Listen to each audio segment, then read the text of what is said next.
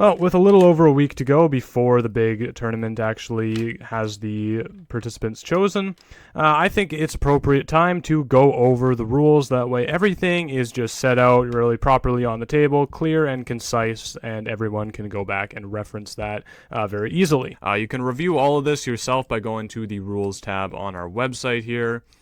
We got everything written down, but I'm going to explain it and edit in some visual examples as well that way. Again, so it's just super abundantly clear. To begin things, we have some terminology. So that's going to be a round. So a round basically refers to matches played on the Identity 5 game. So, and these are concluded when one of three things happens: the hunter wins, the survivor wins, or the both factions result in a draw. A match refers to a thing of multiple rounds. So one round consists of two halves, and then each match consists of several rounds. So in a best of three, for example, there will be 3 rounds in a best of 3, 5 rounds in a best of 5, and each round will consist of 2 halves in which either or both teams will play either faction, or not either faction, in which both teams will play both factions. Then we have participation requirements. So everyone that participates has to be 15 years or older. That's a pretty simple one. When it comes to names, just make sure that you have like an appropriate name. There's like the whole laundry list of them here, but just make sure your name is appropriate, and this is extended to your Discord display name on our Discord server and your in-game name. So make sure both of those are just okay. Don't try to toe the line when it comes to, let's suggest this or suggest that. Like, just an appropriate name, please. That goes for team names as well. And then information, like, just don't give us any false information, basically. And if we figure out that you've lied to us about really anything, and it's been in a malicious way, then we're just gonna impose penalties on you, and that can be like in terms of actual in the tournament penalties, like saying that your results are going to be worse or whatever. Then we go into team restrictions. Like I said, team name, let's just make sure it's an appropriate name, please. And that goes for the slogans and logos as well. Your logos also has to be your own original like work, okay? Don't just like yoink a picture off of Google. If you do that, just make sure that it's like okay to be used, because we're going to be using these things in a commercial way. So it is important that you, as the people that are submitting this logo, own the copyrights to these things. Moving on to the roster. So the team roster is required to have at least 5 people, and we allow you to have up to 7.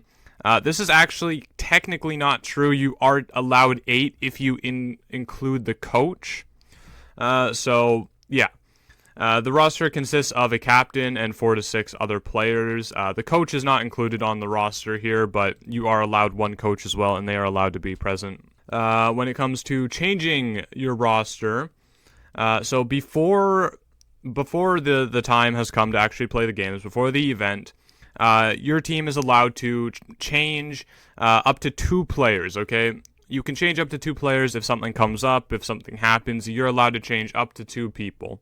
And update the roster as needed. You just need to contact the staff team to do that. Obviously, your updated roster has to meet the aforementioned requirements as well. And then, yeah, it's just saying here that you need to submit all of that to the tournament staff. For that to be approved, you can't just do that, not tell anybody, and be, like ambush people on like the 12th when you're supposed to play and be like, oh yeah, by the way, we changed our team to have like 2 really good players on it or something like that. Roster replacements. So during the tournament, teams are allowed to replace their roster for the following day by contacting tournament staff. Basically what that means is you're going to have a starting amount of players. Okay, so you're going to have your 4 starting survivors and your starting hunter.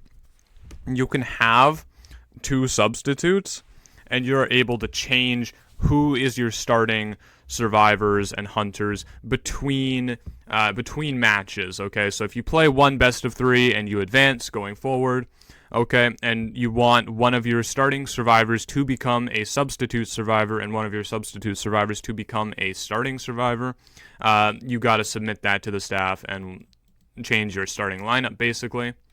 Okay, so substitution during a match, basically, so you're going to have a maximum of 2 substitutes, and then between each round, there will become a time where you're able to substitute a player in. Okay, so after the first round, there will be an opportunity. After the second round, there will be an opportunity.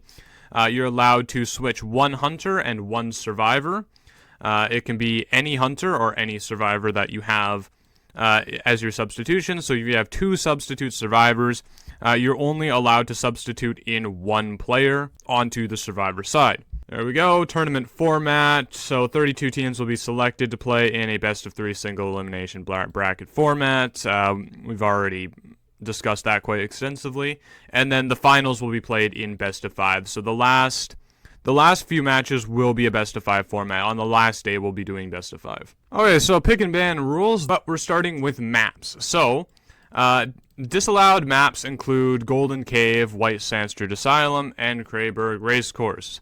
All of those 3 maps will not be allowed to be played. Every single other map is allowed. Okay, the first and second half of any single round will always be played on the same map. And teams may not select a map that has already been selected by other teams during a match, but you can select a map that's been previously banned in the match. For example, if Team A and Team B are playing against each other, and in the first round, Team A decides to ban Lakeside Village as their map, and then Team B decides to choose, Moonlit River Park as the map that they're playing on. So, Team A and B will both play on Moonlit River Park, and then once the second round comes around and it's time to pick the maps again, Team B will be allowed to pick. Well, Team A will first ban a map, but we'll say they ban, like, what's a good map? Sacred Heart Hospital. And then Team B, when they are picking a map, so they're not allowed to pick Moonlit River Park again because it has been played, but they are allowed to play Lakeside Village because that was just previously banned. So that's still open, but the previously played map is not. Then we go into character, band pick, talent selection, and spawn selection rules. So we have a lot of different stages that this goes in. The hunter's going to start by banning 2 survivor characters.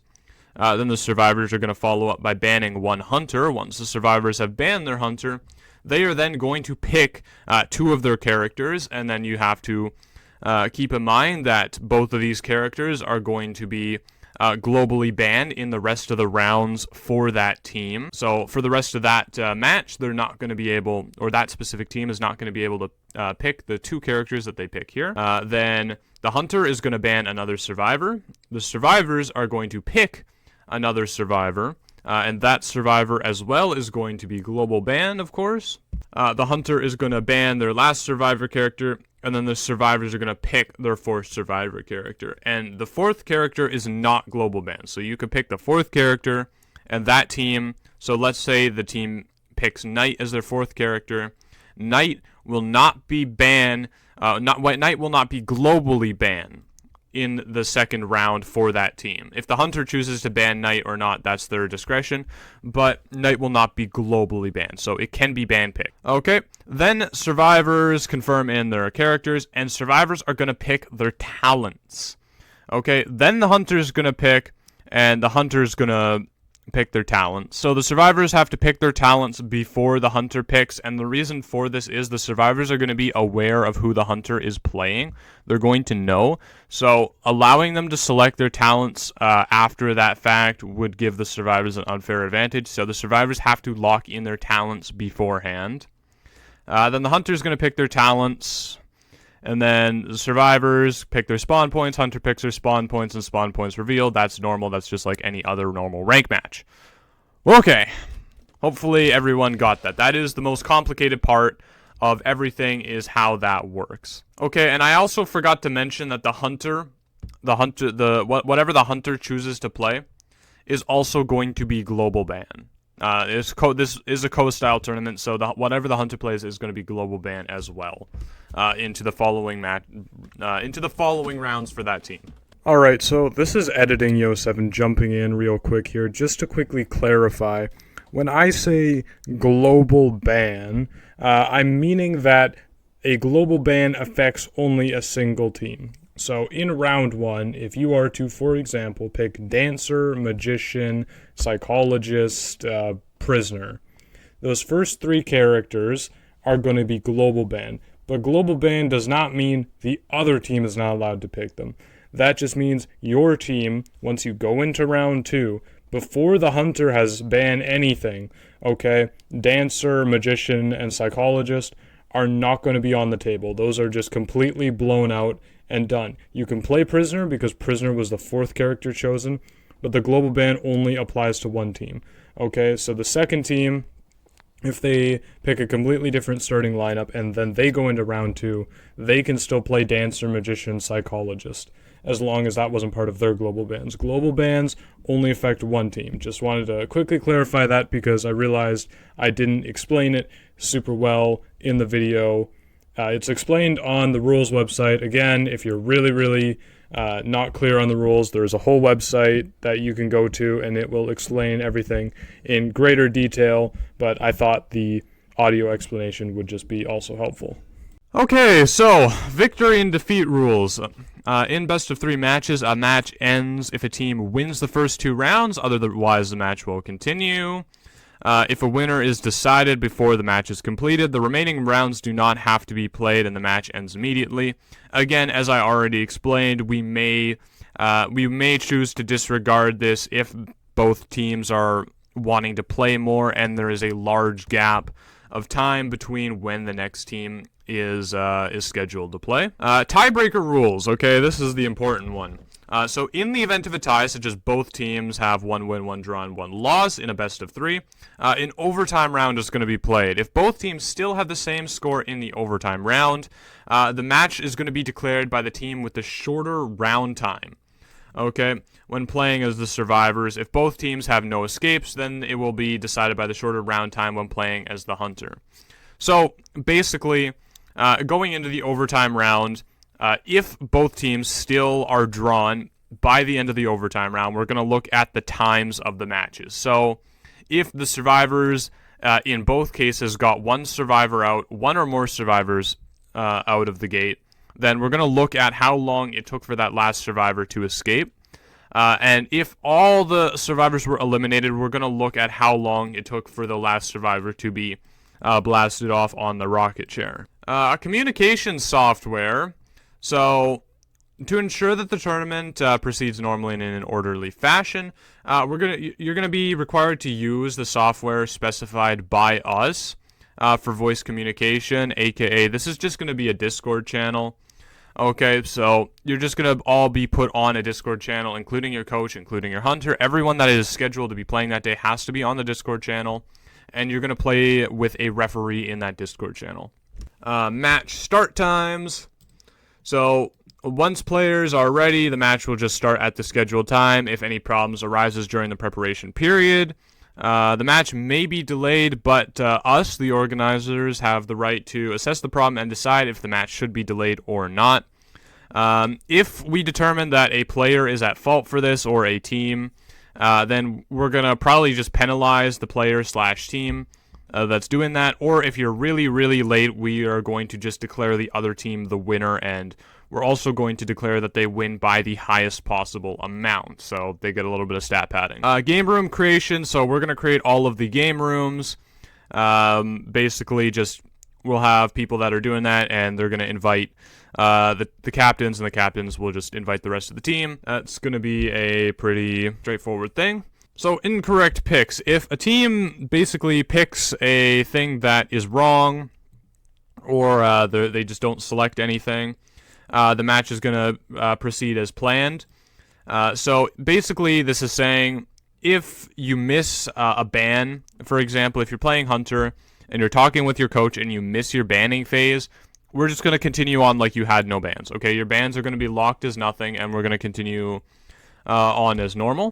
Then if you select the wrong character due to miscommunication, this applies more to survivors, but to hunters as well. So if you pick the wrong character in the actual match, we're just going to restart the match. If this happens too much times, we are going to impose penalties, but this will be, well, I don't want to say we're going to be lenient. Like, if you pick the wrong character by accident, okay, we're just going to restart the match. If it happens more than once, we're going to start imposing penalties. This applies to talent selection as well. Ban settings, of course, escape and just desserts. You cannot use those settings. Then you have to have block party invites off, hide talent picks off, and Cynthia mode has to be off. All those settings have to be kept that way. Contested match results.